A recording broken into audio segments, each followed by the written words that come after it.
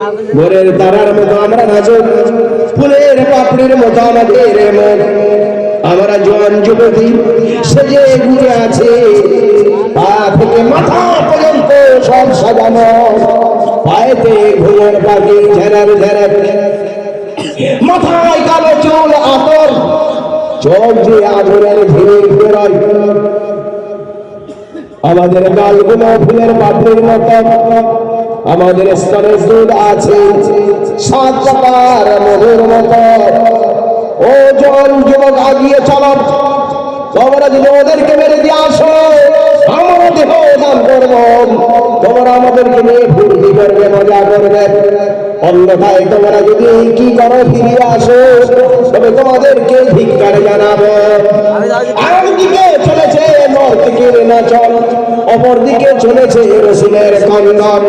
রসুল সাল্লাল্লাহু আলাইহি ওয়াসাল্লাম সিজদায় করে কাঁদছেন আর বলছেন, আল্লাহুম্মা ইনশিতা আল্লাহ তুবাদা ফিরান, ইয়া আল্লাহ তাআলা তোমার ইবাদত করা হয় আর হবে না। আমি হলাম শেষ নবী, আমার পরে আর কোন নবী নাই, কোন রাসূল নাই। আজকে যদি মরে গিয়ে শহীদ হয়ে যায়, কালকে ইসলামের প্রচার প্রসার কে করবে? তুমি কি চাও না যে আজকে তোমার দিন শেষ হয়ে যায়? সঙ্গে সঙ্গে আল্লাহ তাআলা বললেন, নবী রাসূল আপনাকে ইবাদত করা হবে, ফেরেশতা পাঠিয়ে দিয়ে কত আসলো বিআল ফিনাল মালাইকা, পারা নম্বর 1000 1000 কেন? ওরা আছে 1000, এই জন্য 1000। পারা নম্বর 4 বিসালাসাতে আলাফ মিনাল মালাইকা, 3000 ফেরেশতা নামিয়ে দেওয়া হয়েছে। 3000 আবার কেন হলো? আর 2000 বাড়িয়ে দেওয়া হলো কেন? এই জন্যই যে ওরা আছে মুসলমানদের 3 গুণ, মুসলমান 300, তারা ওরা আছে 1000 3 গুণ বেশি। এই জন্য ওদের 3 গুণ করে দেওয়ার জন্য আল্লাহ তাআলা 3000 পাঠিয়ে দিলেন। আরো পাঠিয়েছেন কেন? আরো 2000 পাঠিয়ে 5000 হলো। পারা নম্বর 4 নম্বর 4 বিখমসাতে আলাফিন মিনাল মালাইকা, 5000 ফেরেশতা পাঠিয়ে দেওয়া হলো। কারণ 5টা দিক আছে, সামনে পিছনে বায়ে বায়ে 1000 1000। আর আমার রাসূল মাঝখানে থাকবেন, আমার রাসূল সাল্লাল্লাহু আলাইহি সাল্লামকে আলাদা করে 1000 ফেরেশতা ঘিরে থাকবে। সঙ্গে সঙ্গে কোরআনে বলে দেওয়া হয়েছে যে কথা, ওরা সেটা বলছেন, তিনি যখন যুদ্ধ করবেন আকাশ থেকে 1000 1000 ফেরেশতা নামিয়ে দেওয়া হবে। কোরআনে বলে দেওয়া হলো, ওয়ালাকাদ নাসারাকুমুল্লাহু বিবাদার, বদরের ময়দানে আল্লাহ তাআলা তোমাদের সাহায্য করলেন। ওয়া আনতুম আযিল্লা, তোমরা পারতে না। আইয়ুমিদ্দাকুম রাব্বুকুম, তোমাদের প্রভু সাহায্য করছিলেন। বিসালাসাতি আলাফিন মিনাল মালাইকাতি মুনজালিন, 3000 ফেরেশতা নামিয়ে দিয়ে 1000 3000 5000 ফেরেশতা ক্রমে ক্রমে পাঠিয়ে দিয়ে ইবাদত করছিলেন। এটাকে ওনারা বলছেন যে আর্থ জীবন সহস্র অবতরণের কথা। তিনি যখন যুদ্ধ করবেন আকাশ থেকে 1000 1000 ফেরেশতা নামিয়ে দেওয়া। আল্লাহ তাআলা আগে পাঠাতে পারেন না? পারেন না? জি, আল্লাহ আগে হেফাজত করতে পারেন না? পারেন না? ফিলিস্তিনের মুসলমানকে আল্লাহ আগে হেফাজত করতে পারেন না? পারেন না? পারেন। আল্লাহ বুড়ো হয়ে গেছেন নাকি? নাউযুবিল্লাহ, আল্লাহ বুড়ো হন। আলানা কামা কানা ওয়া লাম ইয়ালকা যাওয়ালা, আলানা কামা কানা ওয়া লাম ইয়ালকা যাওয়ালা, লা জিদ্দা ওয়া লা নিদ্দা ওয়া লা হাদ্দা লিমাওলা, আলানা কামা কানা ওয়া লাম ইয়ালকা যাওয়ালা। আজ আল্লাহ তাআলা তেমনই আছেন যেমন ছিলেন, তার মধ্যে কোনো পরিবর্তন হয়নি। মুসলমান তুমি পাল্টে গিয়েছেন, তুমি কি একেবারে পাল্টে গেলে? এই জন্য তুমি লাথি খেলে। মুসলমান তুমি এক হও, নেক হও। মুসলমান তুমি জাতির জন্য হও, দেশের জন্য হও। মুসলমান তুমি দেশের জন্য হও। মুসলমান শিক্ষায় আসো, সভ্যতায় আসো। মুসলমান তোমরা যদি এক হয়ে যাও, নেককার হয়ে যাও, আল্লাহ তাআলা তোমাদেরকে ওইভাবে হেফাজত করবো। অপরকে হেফাজত করেছিলাম কিয়ামত পর্যন্ত, দ্বীন ইসলামকে আমি আল্লাহ তাআলা হেফাজত করবো। আল্লাহুম্মা আমিন, আল্লাহুম্মা আমিন। আল্লাহ হেফাজত করে বলো আল্লাহুম্মা আমিন। কোরআনের কথা বললাম, কোরআনের কথা বললাম, সবক বললাম, আয়াত বললাম, শব্দ খারাপ পর্যন্ত মিলিয়ে দেখে নিতে পারেন। কোরআনের ভাষা হলো যে বাজার বদরের ময়দান, আর তাদের ভাষা হলো জাত জীবন ভুবন ক্ষেত্রে ভূমিষ্ঠের। কোরআনের ভাষা হলো আলাপ মানে হাজার, আর তাদের ভাষা হলো সহস্র মানে হাজার। কোরআনের ভাষা হলো মালাইকা মানে ফেরেশতা, আর তাদের ভাষা হলো দিবা মানে হলো ফেরেশতা। কোরআনের ভাষা হলো মুনজালিন, নাম দেওয়া হচ্ছিল, আর তাদের ভাষা হলো অবতরণেরতা, নাম দেওয়া হচ্ছিল। তবে সবই যদি মিলে যায় তবে কেন গন্ডগোল পাকাই? না না, গন্ডগোল করবেন না, দ্বন্দ্ব করবেন না, হিংসা করবেন না। এক হয়ে যান, এক হয়ে যান, সকল জাতীয়তার জন্য এক হয়ে যান। এই দুনিয়াতে শান্তি ছিল, আগামীতেও শান্তি বজায় থাকবে না ইনশাআল্লাহ।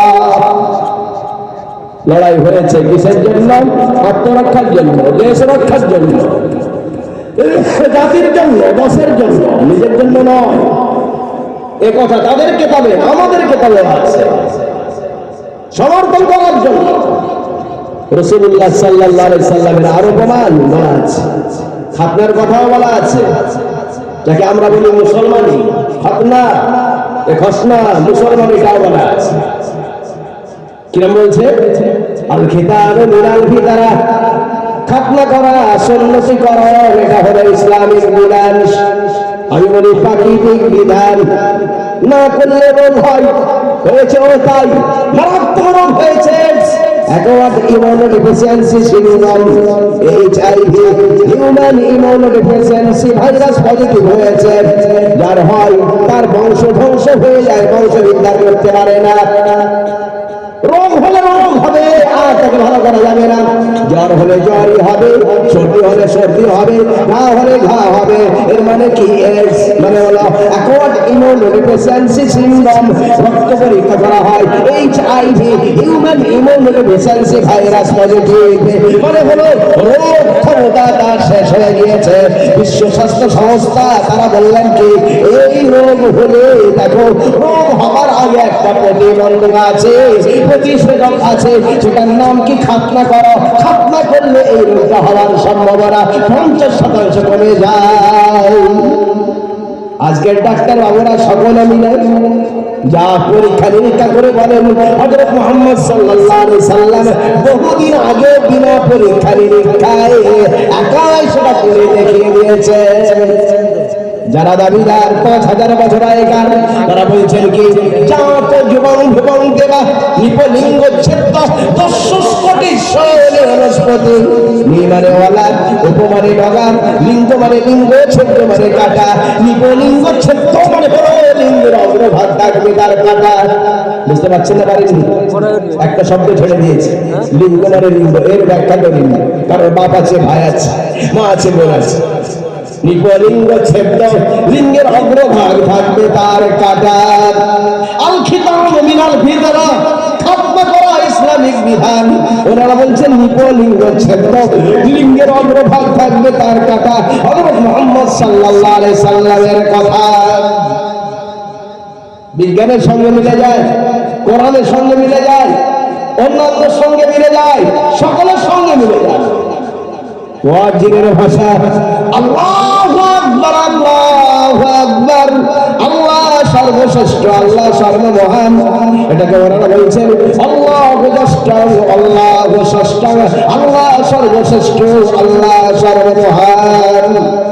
মুয়াজ্জিনের ভাষা এটা বলে দেওয়া হলো, আল্লাহ সর্বশ্রেষ্ঠ, আল্লাহ সর্বমহান বলে দেওয়া হলো। কাউকে হিংসা করছে না, সে তার দেব দেবীকে ডাকবে, লা তাসাব্বু, গালি দিও না। আল্লাযিনা ইয়াদউনা মিন দুনিল্লাহ, আল্লাহর নাম নেয় না, দুনিয়া গালি বলে, বলো সে তার নাম নেবে, সে তার ভগবানকে ডাকবে, তার ভগবতীকে ডাকবে, তার দুর্গা কালীকে ডাকবে, হরে কৃষ্ণ বলবে, হরে রাম বলবে, তাদেরকে কিছু বলো না। তুমি তোমার বলো আল্লাহু আকবার, আল্লাহু আকবার, আল্লাহ সর্বশ্রেষ্ঠ, আল্লাহ সর্বমহান। এটাকে ওনারা সমর্থন করে বলছেন, হ্যাঁ মন্দিরে ঘন্টা বাজবে ঠিক আছে, মসজিদে আজান হবে, তার ইতিহাস ঐতিহাসিকের মতো বর্ণনা করছেন। আল্লাহু জাস্টাল, আল্লাহু সাস্টাল, আল্লাহ সর্বশ্রেষ্ঠ, আল্লাহ সর্ব